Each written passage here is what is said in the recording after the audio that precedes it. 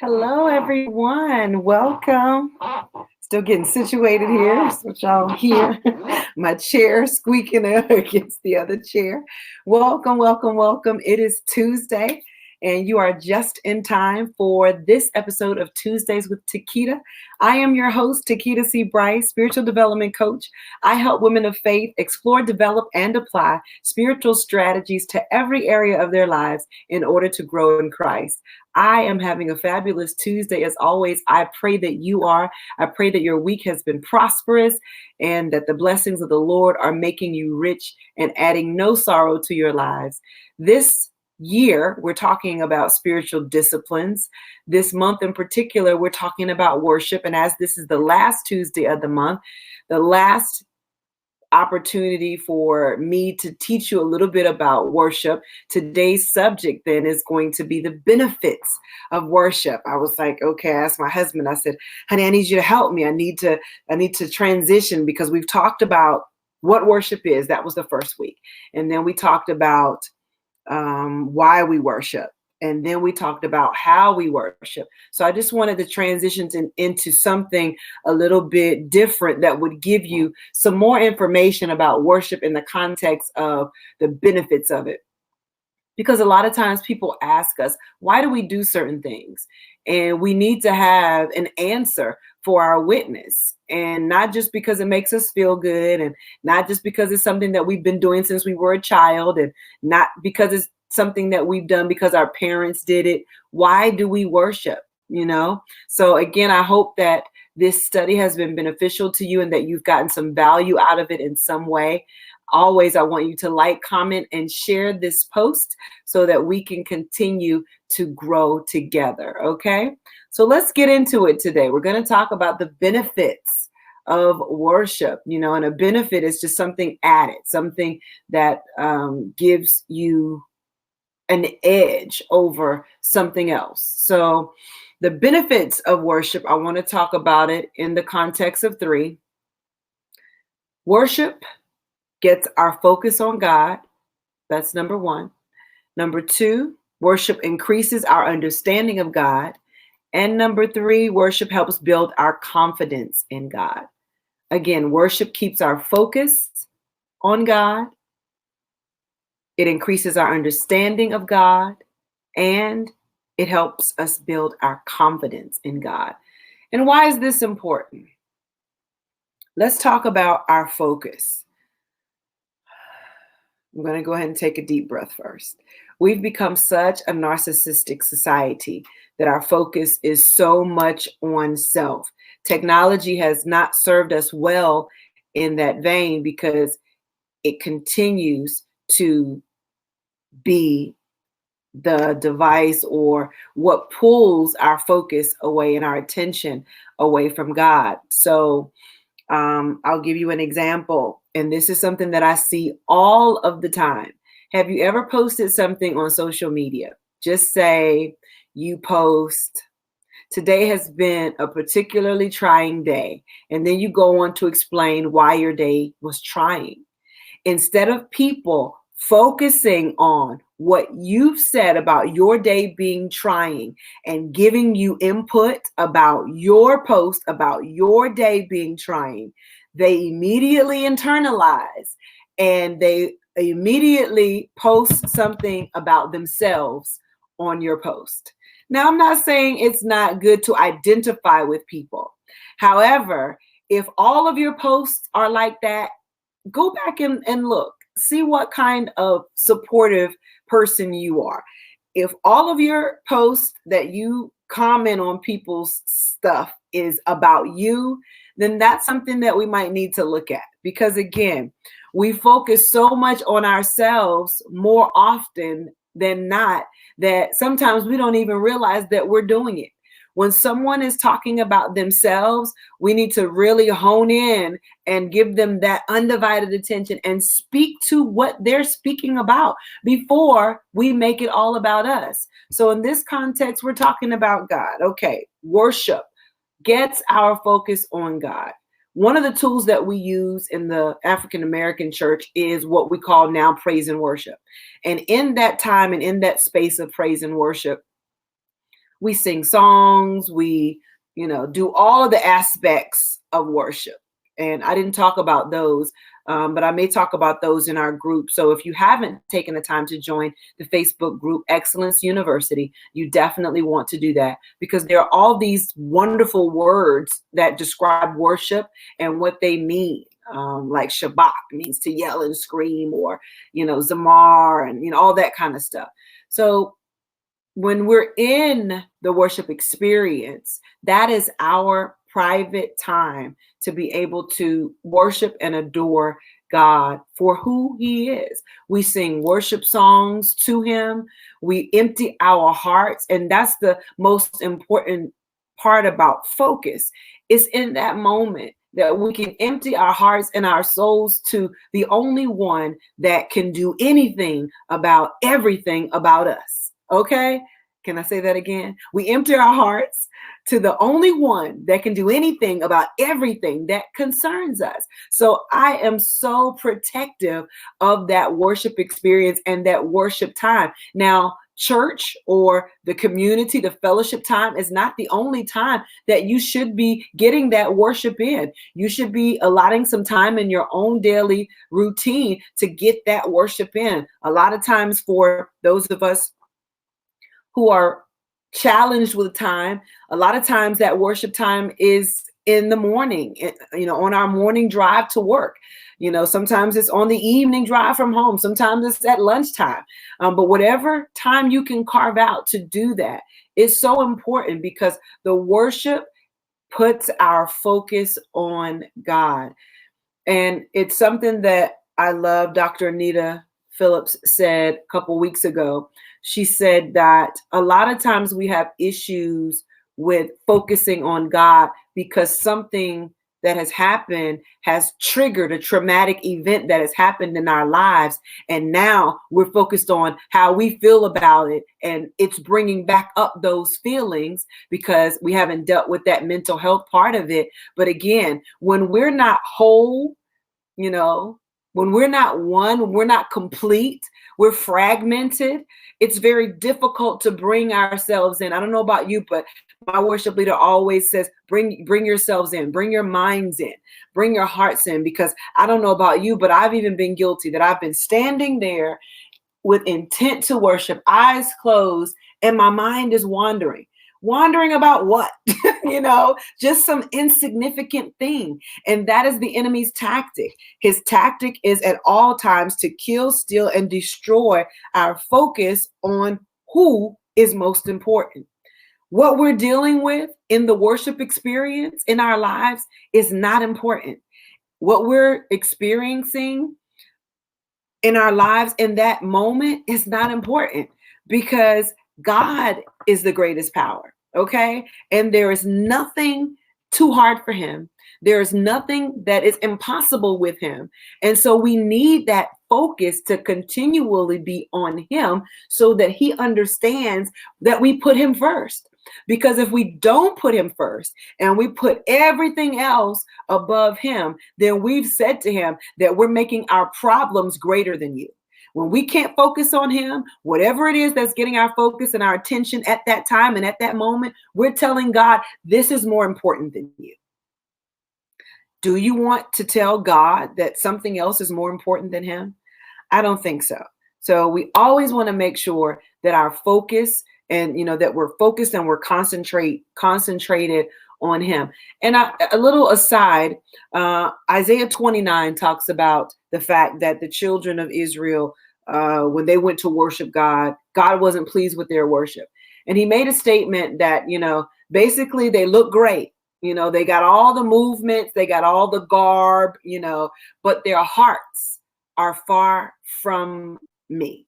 And so when our focus is in the right place, then our heart and our mind is on one accord. Everything about us is in synergy, and we're giving God that focus that he so rightly deserves. So that's the first thing. Worship gets our focus on God. We're talking about the benefits of worship. And I put these, I just want to make sure that I put them in. Ah, yeah, there it is. So here we go. Benefits of worship. That's what we're talking about. So first, worship gets our focus on God. So, okay, let's move into number 2. Worship increases our understanding of God. So this part right here blew my mind. And you guys know that I get so excited when I'm studying the Word of God. So let's look at what the word understanding actually means. So let's go to 1 Kings 3.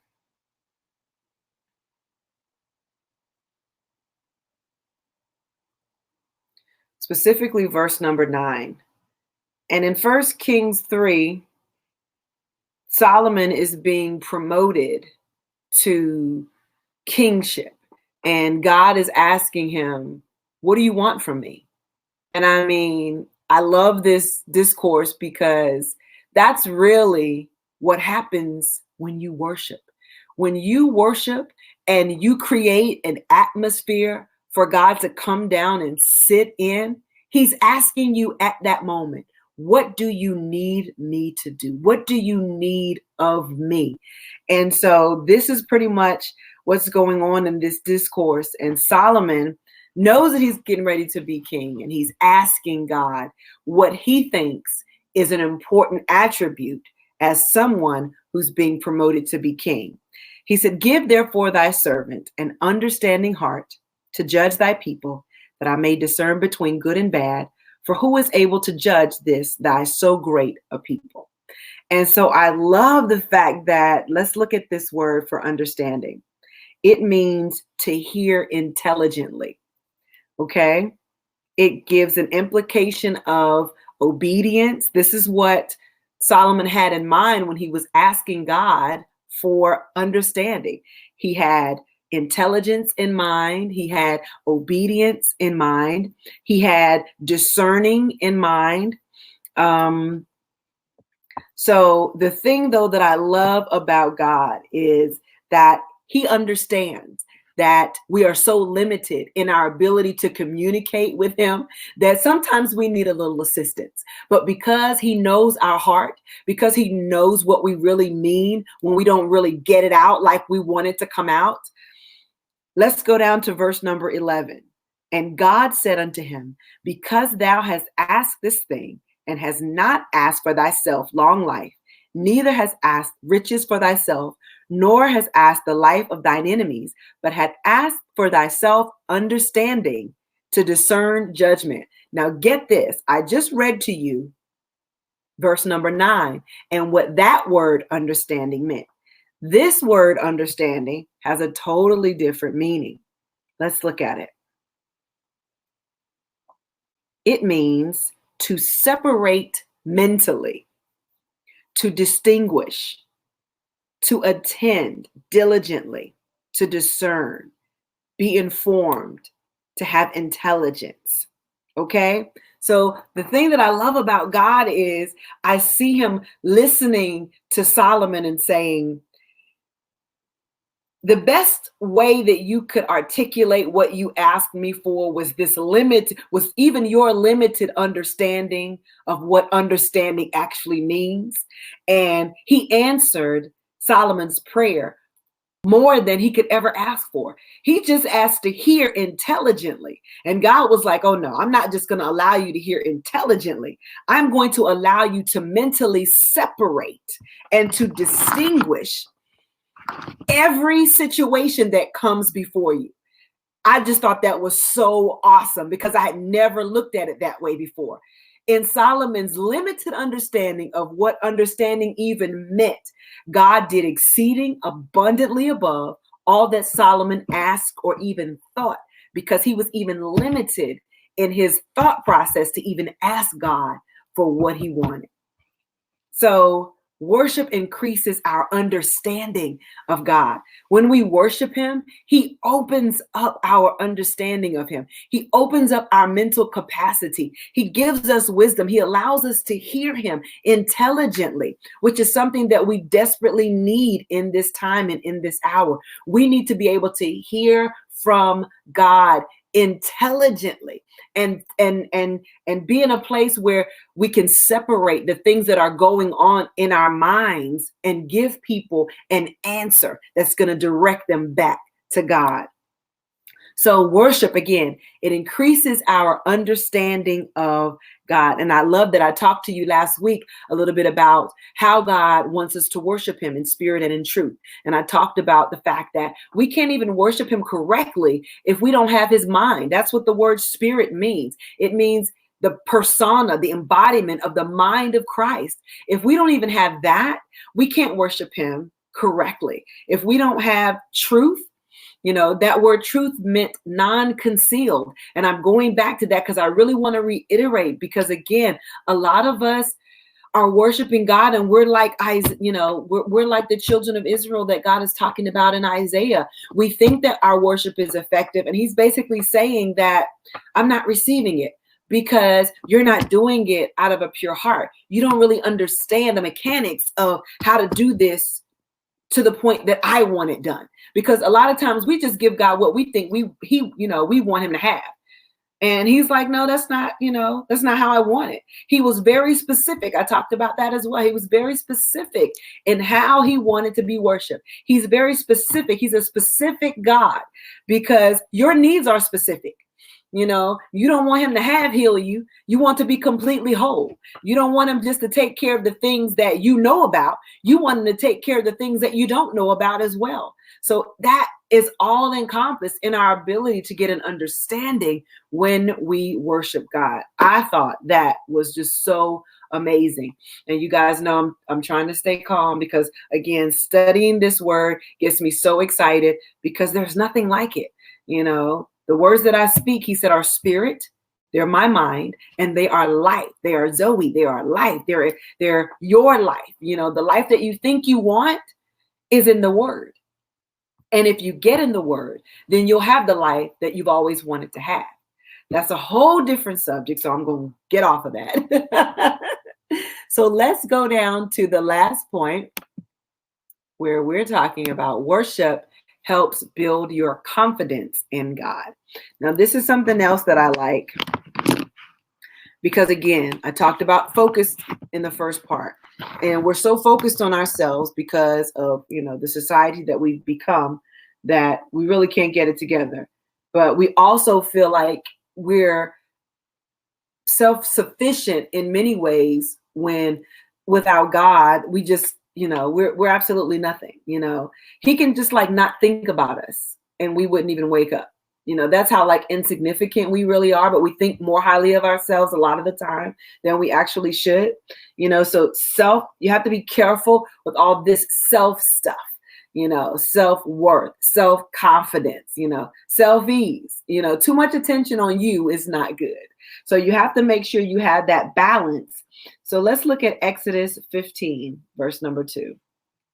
And we're talking about worship building our confidence in God. The Lord is my strength and song, and he is become my salvation. He is my God, and I will prepare him an habitation, my father's God, and I will exalt him. I wanted to read the Message version because that kind of hones in on the part that I'm talking about confidence. And I had so many definitions of what confidence actually is. I want to go back and talk about focus because the definition of focus is the center of interest or activity. So I didn't want to forget to share that. The definition for focus is the center of interest or activity. So when we go back to that first point, we always want God to be the center and the focus. What did I say? The center of our interest or our activity. So confidence, we have confidence in everything. We have confidence in our jobs. We have confidence that our car is going to take us from point A to point B. We have confidence, that we're going to get our paycheck regularly. It's going to be direct deposited without problem. We have confidence in a whole lot of stuff, but how much confidence do we have in God? Think about that. Ask yourself that. How much confidence do I have in God? And I think that word confidence is like a defining word for us as believers, because we are the church. The building is not the church. I am the church. And because we really don't have this to the point where we're sharing it enough or even understanding it enough that the world can get an understanding, that's a place where we're falling short. And so I wanted to talk about David, because I love in, let's see, is that First Samuel?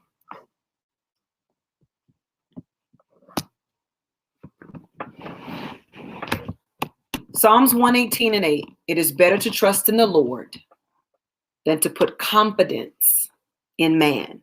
That word confidence means refuge, trust, hope. Proverbs 25:19. Let's get that.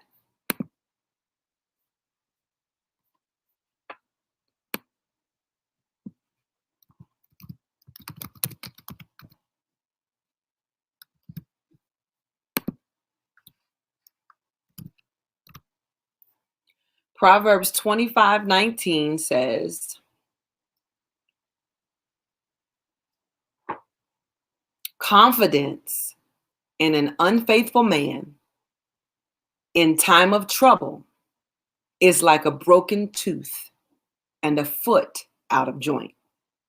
That word, confidence, means a refuge. It means security. It means assurance. Okay?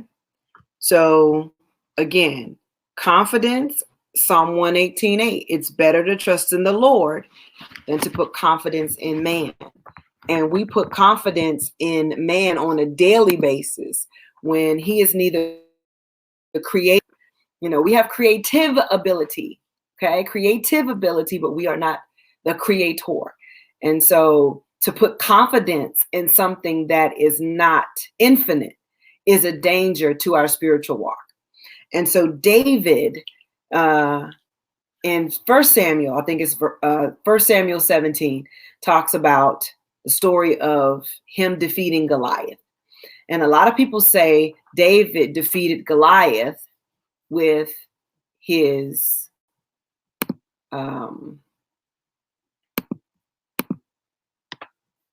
he defeated Goliath with his sling and his stones.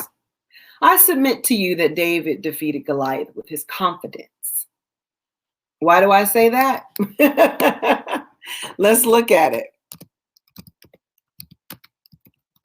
1 Samuel 17.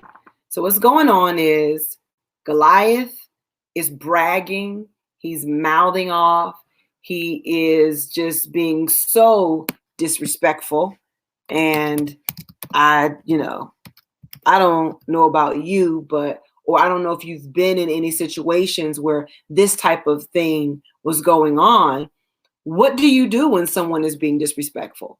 And it gets to the point where for you, it's boiling over and it's reached here and then it gets here and you've had all you can stand. Papa used to say, what is it? I can't stands no more. I stands all I can stands and I can't stands no more. I know I'm dating myself, but anyway, this is what's going on in this narrative in 1 Samuel 17. David is going down to bring his brothers some lunch, okay? That was what David was getting ready to do. He was going down to bring his brothers some lunch, and then he hears Goliath defying God, and he just keeps doing it. And for David, it's boiling over. It's boiling over. And he's asking, the people, do you guys hear this? Do you hear what this uncircumcised Philistine is saying? He's defying the armies of our God. I mean, he was livid. And like, what are you guys going to do about it? How are you just, standing here listening to him? I mean, that is how he felt. He was just beside himself with that. And he wanted to do something about it. So let's look at it.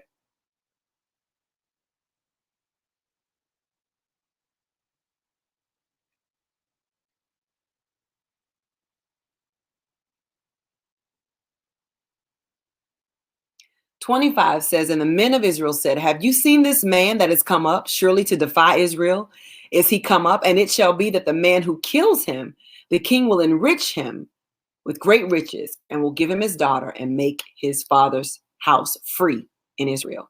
And David spake to the men that stood by him, saying, what shall be done to the man that kills this Philistine and taketh away the reproach from Israel? You see what his focus was on? His focus wasn't on the spoil. His focus was on taking away the reproach from Israel. For who is this uncircumcised Philistine that he should defy the armies of the living God? I mean, he was livid. Like, how dare you? And he had that much confidence in God. Again, the rest of that story you guys may be familiar with. Saul wanted him to wear his armor. He was like, dude, I can't wear this armor because I haven't proved it yet.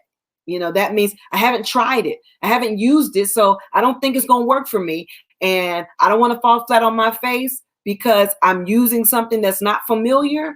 I think I'm going to stick with what I know. And that's significant for more than one reason. It wasn't just the fact that he was, going or sticking with what he knew as far as his sling, and his stones. He was sticking with what he knew because of his confidence in God. He was like, I'm going to stick with the person that I know that has shown up for me all this time. All the time that I've been tending the sheep, I've encountered lions and tigers and bears. Oh my. And I've defeated every single last one of them because God has been on my side.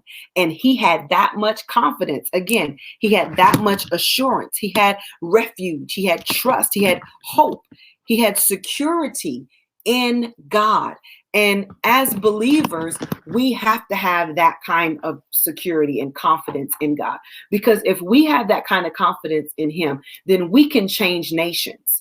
We can change worlds. We can change cities. We can change circumstances simply because we are confident. Being confident in this one thing, he that has begun a good work in you shall perform it until the day of Jesus Christ. So you have to have that trust in him without doubting that he can do everything but fail. They used to sing this song, he's never failed me yet. He's never failed me yet. Jesus Christ never failed me yet.